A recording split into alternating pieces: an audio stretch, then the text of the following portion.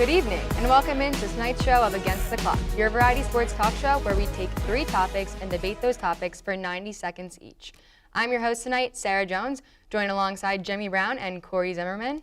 How are you guys doing tonight? Good. All right, let's kick it off and get it started on topic number 1. The college football playoffs, a huge topic of discussion this time of the year, with only 4 spots to be claimed in order to play for a national title. It is championship weekend, and several teams will look to claim the title in order to have a chance to be the Final Four in.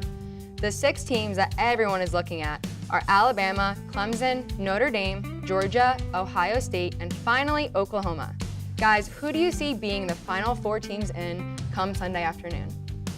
So pretty much, I mean, we all know that Alabama's a sure thing to get in. Then you got Notre Dame; they're playing really well.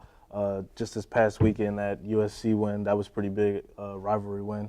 And then you got to worry about as well Clemson. Clemson's always good under Dabo Swinney, but I do think that Georgia won't get through. I know we talked a little bit before, Corey, about Georgia. I'm a pretty big fan of Jake Fromm. I like him, and DeAndre Swift. They're a good set, but having to go up against Alabama, I think, like you said earlier, would be a tough feat for them. So they'll definitely be replaced by either Ohio State or Oklahoma, and I mean, we'll see. There's 3 teams that I think you can't replace already. That's Alabama, Clemson, and Notre Dame. Notre Dame doesn't have a conference championship. They went undefeated. They'll be in. Alabama, if they lose to Georgia this weekend, I say they still stay in because of, they've been blowing out teams by 20 points or more. They haven't, every game they've done that. Clemson, if they lose to Pittsburgh this weekend, I don't see them moving out either. I think if Georgia wins, obviously they stay in the top 4. If they lose, which I think is a high chance of happening, it's going to be Oklahoma. They have that offensive firepower that could go up against Alabama's stout defense and give them some problems. Yeah, and I just think what hurts Ohio State the most out of this whole situation is that early season loss to Purdue. A lot of people didn't really expect that, and they really struggled against Maryland as well. So that was just shocking for a lot of people, and to say that they would be deserving of being in the Final Four would be tough over an Oklahoma team. It's fighting pretty hard. They've been inconsistent all year. That's been their huge problem, and I don't think the committee is going to look at them as a strong suit to be in the Final Four. All right, I guess we'll have to wait and see come Sunday. Let's kick it off to topic number 2. Let's talk some more playoffs, but now in the NFL, where we're starting to see a playoff picture come into place.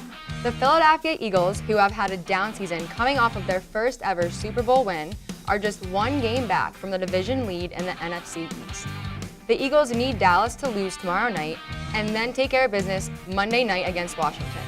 Corey, can the Eagles pull this off and ultimately win the division this year after a slow start?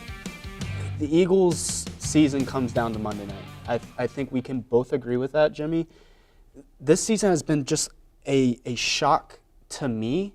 I mean, yeah, the injuries have been just so devastating. Derek Barnett, Sidney Jones, Ronald Darby, Rodney McLeod, all those guys are on the defensive side, and they haven't been the same team. They don't have the running game. Losing LeGarrette Blount and Jay Ajayi lost to torn ACL. LeGarrette Blount lost in free agency. That's been a huge factor. Carson Wentz not being able to come back until week 3, week 4 has hurt. He's had to get back into the swing of things. They can pull this off, but it comes down to Monday night. They take over the lead if they win and if Dallas loses. But if they don't win, I see them just really coasting through the rest of the season. I see Jim Schwartz being fired as defensive coordinator, and I see some big changes coming in Philadelphia. I want to take what you said earlier about all the injuries. The defensive side is really, really bad as far as injuries. We're down to about 4th-string corners and D-backs, so it really comes down to just finding replacements for those guys, and we can't seem to do that. Our secondary just gets destroyed no matter where they play.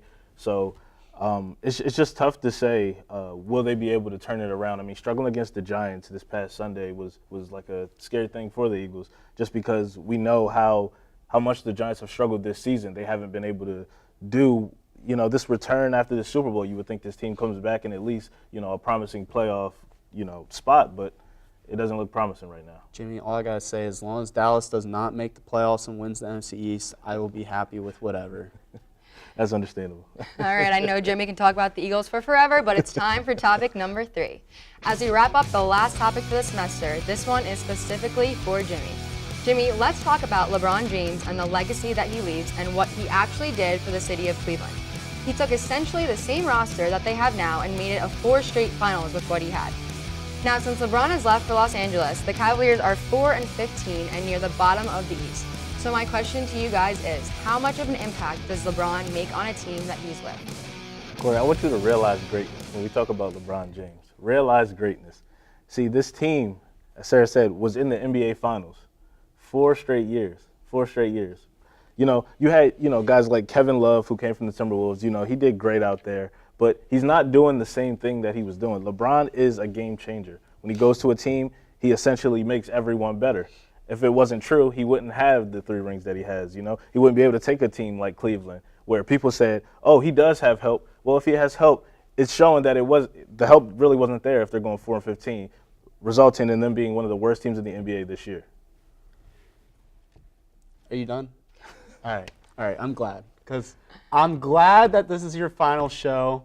I'm going to miss you, dude. I'm going to cry probably after we get off the set. But man, am I tired of talking about LeBron. That's all it is with you. That's why we did this topic. Yes, he's left an incredible mark on each team he's been with. I don't think LeBron's legacy would be what it is if he didn't go to Miami, though, and team up with Chris Bosh and D. Wade. I mean, he had plenty of help there. D. Wade was still in his prime. Yeah, he was towards the end, but he was still in his prime. D. Wade was doing his thing. I know it was LeBron's team, but LeBron also had a really, really good head coach. Look at what Eric Spoelstra is still doing with the Miami Heat.